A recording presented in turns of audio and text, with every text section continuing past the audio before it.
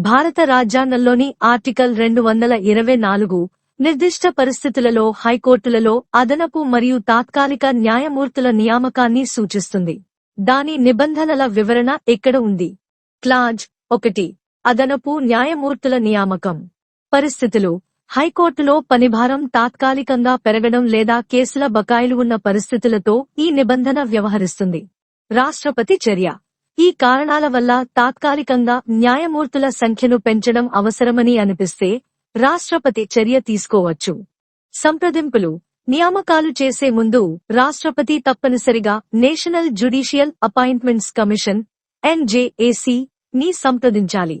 నియామకం: రాష్ట్రపతి విధిగా అర్హత కలిగిన వ్యక్తులను అదనపు న్యాయమూర్తులుగా నియమించవచ్చు. కాల వ్యవధి: అదనపు న్యాయమూర్తుల నియామకం వ్యవధి 2 ఏళ్లు మించకూడదు. క్లాజ్ 2 యాక్టింగ్ జడ్జిల నియామకం. పరిస్థితులు: ప్రధాన న్యాయమూర్తి కాకుండా ఇతర న్యాయమూర్తి కార్యాలయాన్ని ఆక్రమించినప్పుడు లేదా తాత్కాలికంగా ప్రధాన న్యాయమూర్తిగా వ్యవహరిస్తున్నప్పుడు ఈ నిబంధన వర్తిస్తుంది. రాష్ట్రపతి చర్య: అటువంటి సందర్భాలలో తాత్కాలికంగా హైకోర్టు న్యాయమూర్తిగా వ్యవహరించడానికి అర్హత కలిగిన వ్యక్తిని రాష్ట్రపతి నియమించవచ్చు. సంప్రదింపులు: ఈ నియామకం చేయడానికి ముందు రాష్ట్రపతి తప్పనిసరిగా NJACతో సంప్రదించాలి. పదవీకాలం: శాశ్వత న్యాయమూర్తి తమ విధులను తిరిగి ప్రారంభించే వరకు తాత్కాలిక న్యాయమూర్తి పనిచేస్తారు. క్లాజ్ 3 వయోపరిమితి: హైకోర్టు అదనపు లేదా తాత్కాలిక న్యాయమూర్తిగా నియమితులైన ఏ వ్యక్తి కూడా 62 సంవత్సరాల వయస్సు దాటిన తర్వాత పదవిలో ఉండలేరు. ప్రధానాంశాలు: తాత్కాలిక చర్యలు. ఆర్టికల్ 224లోని నిబంధనలు హైకోర్టులలో పనిభారం లేదా నిర్దిష్ట తాత్కాలిక అసైన్మెంట్లలో తాత్కాలిక పెరుగుదలను పరిష్కరించడానికి ఉద్దేశించబడ్డాయి. సంప్రదింపు ప్రక్రియ: NJAC ప్రమేయం అదనపు మరియు తాత్కాలిక న్యాయమూర్తుల నియామకంలో సంప్రదింపు ప్రక్రియను నిర్ధారిస్తుంది. వయోపరిమితి: ఈ తాత్కాలిక నియామకాలు నిర్దేశిత వయస్సు కంటే ఎక్కువగా ఉండకుండా వయోపరిమితి నిర్ధారిస్తుంది. హైకోర్టులలో న్యాయమూర్తుల ప్రామాణిక పదవీ విరమణ వయస్సును నిర్వచిస్తుంది. అటువంటి నియామకాల కోసం స్పష్టమైన ప్రక్రియ మరియు ప్రమాణాలను కొనసాగిస్తూనే న్యాయవ్యవస్థ పనిభారంలో తాత్కాలిక స్పైక్లను సమర్థవంతంగా నిర్వహించగలదని ఈ కథనం నిర్ధారిస్తుంది.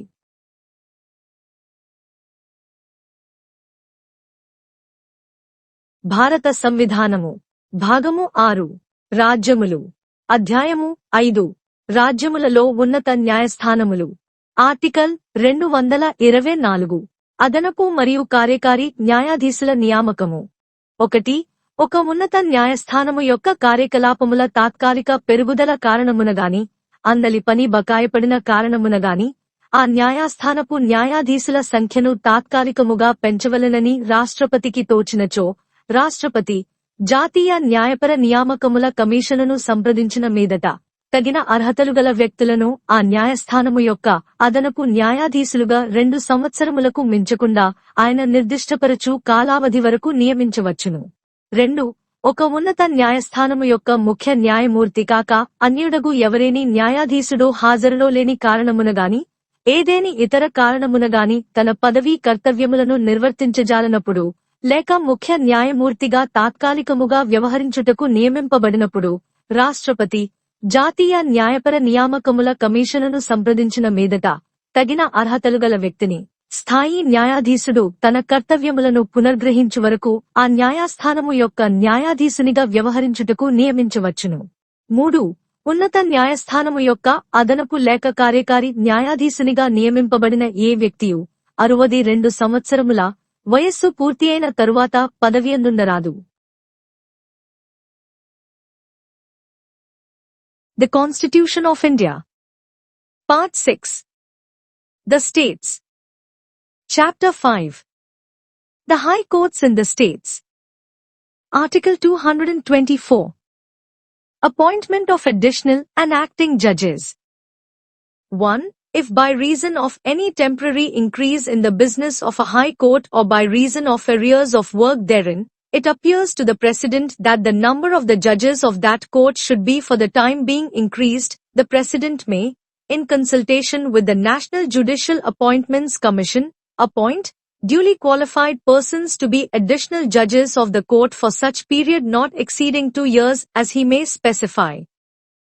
2. When any judge of a high court other than the Chief Justice is by office or is appointed to act temporarily as Chief Justice, the President may, in consultation with the National Judicial Appointments Commission, appoint a duly qualified person to act as a judge of that court until the permanent judge has resumed his duties.